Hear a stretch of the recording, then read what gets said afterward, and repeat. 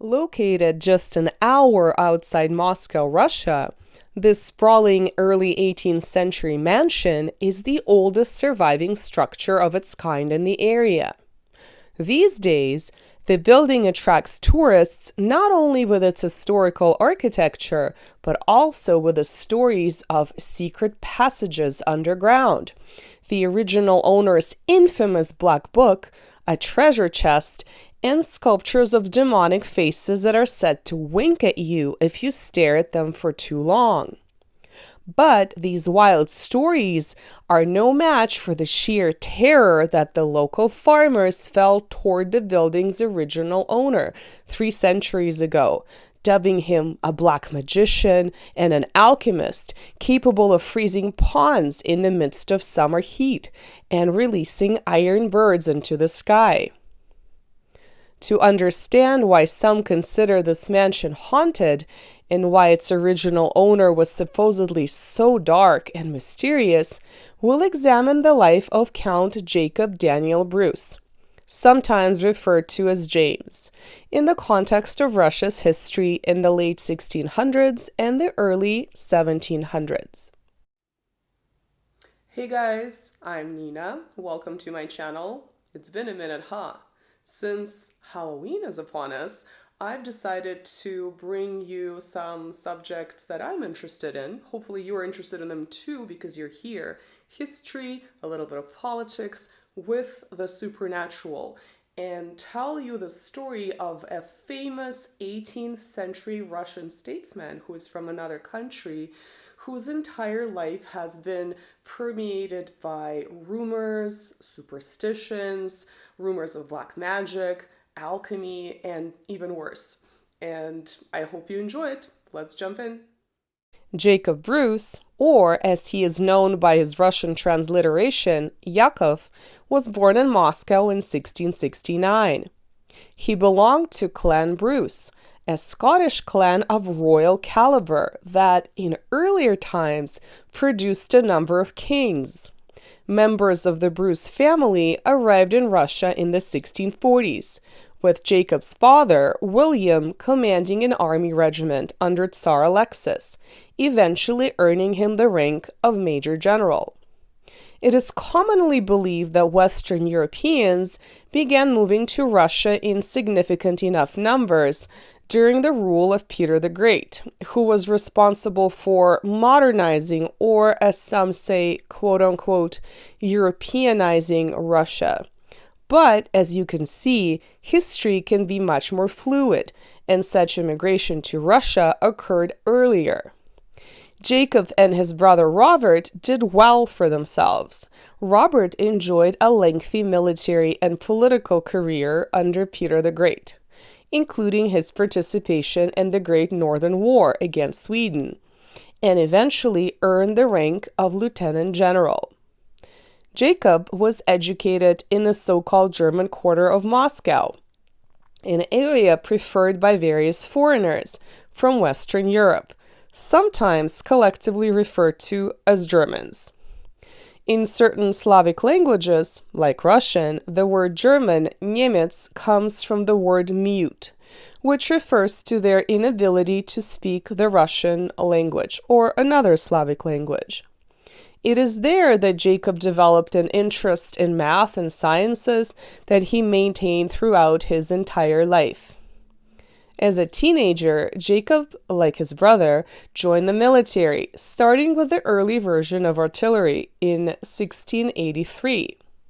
From then on, he rose up the ranks, participated in various events, such as the early battles against the Ottomans in the Azov region, and was repeatedly awarded for his service. When the young Peter the Great traveled to such countries in Europe as the Netherlands and Britain in 1697 in order to learn from the Northern European experience, Jacob accompanied the Russian ruler. Eventually, the two men became close, lifelong friends.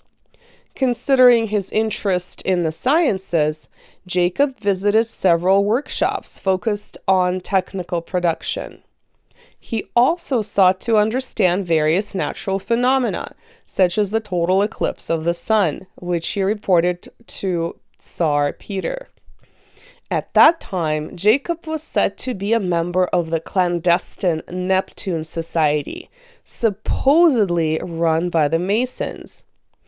Ethnic Russians were deeply Orthodox Christian, especially the lower classes, so the latter would not have appreciated this type of information. The society was said to have held secret meetings at the top of the Sukharev Tower in Moscow, where its members were believed to practice black magic. In light of the type of stories, real or imagined, circulating around the Masons in various countries for centuries, this type of rumor is not a surprise. This also seems to be one of the earlier rumors disseminated about Jacob. Whether such secret meetings did take place in the tower remains unclear as far as publicly accessible information goes, but in the early 1700s, Jacob founded a space observatory connected to a school of math and navigation. The school was housed in the same Sukharev Tower. The tower, then newly constructed in 1695, was dramatically different from the rest of Moscow's buildings and was erected in a style of the Moscow Baroque. Some have suggested that the difference in style and the new type of scientific studies may have been responsible for some of the lore about Jacob for the rest of his life, and even afterward, to this day. Could it also be that this fast-rising star in the early 18th century Russian government earned himself certain ill-wishers who could have spread such rumors to damage his reputation? Jacob continued to grow closer to the Tsar as one of his trusted officials. During the lengthy Northern War against Sweden, the Russian-Scot both participated in certain battles, such as the Siege of Narva in 1704, and used his scientific and technical knowledge to modernize the Russian army. For example, Jacob worked on both developing a uniform system of terminology and measurements used in artillery, as well as creating new weapons. By 1711, he earned the rank of Generalfeldzeugmeister, literally General Field Marshal, which at that time meant he was in charge of the artillery. But the army wasn't the only place where Jacob employed his broad scientific and technical expertise. In the early 1700s, he basically ran the Russian book publishing industry, where he was in charge of the Moscow Print Yard, a government publishing house. In the second decade of the 18th century, Jacob was also put in charge of the Collegium of Mining and Manufacturing, in which he applied his academic knowledge in a practical way. Similarly, he standardized minting in the Russian Empire. By 1721, he was made a count, a high-ranking member of the Russian nobility. The Russian-Scot facilitated and signed the Treaty of Nystad the same year between Russia and Sweden in the decades-long war, and Peter the Great was very pleased with the outcome. One of the ways in which he thanked Jacob for his service was by gifting him various properties, including the Glinki estate in question, now believed to be haunted by some. In addition to his military and scientific pursuits, Jacob had an interest in cartography. Knowing 6 European languages, he also translated books, compiled a Russian-Dutch dictionary, created a geometry textbook, and had an impressive library of reportedly over 1,500 volumes. His collection of so-called curiosities later joined the famous Russian Kunstkamera, Peter the Great's Museum of Anthropology and Ethnography. One could say Jacob was quite the Renaissance man. Is this one of the reasons why he was believed to be a magician by the common people? When he retired by 1727 with the highest possible military rank, that of Field Marshal General, Jacob left both Russian capitals, Moscow and St. Petersburg, for the village of Glinkovo outside Moscow, and moved into the mansion with his astronomical instruments, hoping to devote himself to his favorite scientific pursuits, away from the hustle and bustle of stately affairs. But the rumors about his magical, alchemical feats only intensified. Some sources claim that the locals witnessed a fire-breathing dragon flying through his window at night. It is also in this village that Jacob was described as hosting a party on a hot summer day, freezing a pond to the sheer delight of his guests, and inviting them to ice skate. Some also claim that later in life, Jacob was obsessed with figuring out the specific gravity of metals and with ridding metals of all impurities. At a time when the boundaries between alchemy and chemistry were still blurred, it is quite conceivable that Jacob's experiments in this realm involved both magic and science, and thus engendered some of the rumors. After Jacob's death, the estate stayed in the Bruce family for another 100 years or so. Even though Jacob was married, his wife Martha passed away before him, whereas his children sadly died in their childhood. So the estate went to the other relatives. After that, in the 19th century, it frequently changed owners, who were mostly wealthy merchants unrelated to the Bruce clan. Bad luck seemed to follow them around. Some owners reportedly heard creaking and groaning noises permeating the hallways, forcing the terrified residents to retreat to the farthest rooms in the mansion. For some reason, they also went out of their way to get rid of the antique statues that decorated the structure. Some were destroyed, others walled up, others yet sunk to the bottom of the pond. Did this have anything to do with those aforementioned winking stone masks that resembled demons?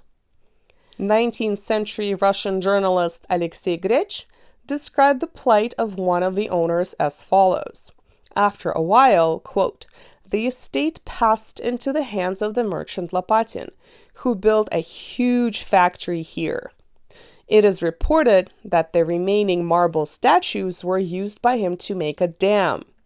A lightning strike on the house, which Lopatin had converted into a cotton warehouse, caused a devastating fire. So, yielding to superstition, Lopatin not only renovated it entirely, though once again as a warehouse, but even restored as best he could the clock tower, which of course looked absurd on top of a shed. Soon afterward, Lopatin's factory also burned down, now gaping on the banks of the Vore River with the broken walls of its building. The spirit of Bruce seemed to hover over the estate, punishing the owner's attitude toward its antiquity. End quote. The rumors about the secret rooms and passages beneath the building, containing an astronomical observatory, a science lab, and a repository of archaeological finds, may be rooted in reality. According to one of the many legends surrounding Jacob Bruce and his estate, these chambers house the Black Book and a chest of gold, which can only be opened by a blood relative. Recently, fans of the building's history supposedly discovered hollow chambers beneath the foundation, many of which haven't been unearthed. If true, who knows what could still be there? And that's the story of Jacob Bruce. What we do know for a fact, and what is historically documented, is that he was an accomplished scientist, statesman, intellectual. Everything else is at the level of rumor. Perhaps because he was a foreigner, even though he was born in Russia. Perhaps because he was engaging in what would have been cutting edge science for his time. Though I do have to say, the choice of those masks as a personal aesthetic decision for your home is definitely creepy. Then again, this is what I have lying around my home, so what do I know? Thank you for watching, and happy Halloween.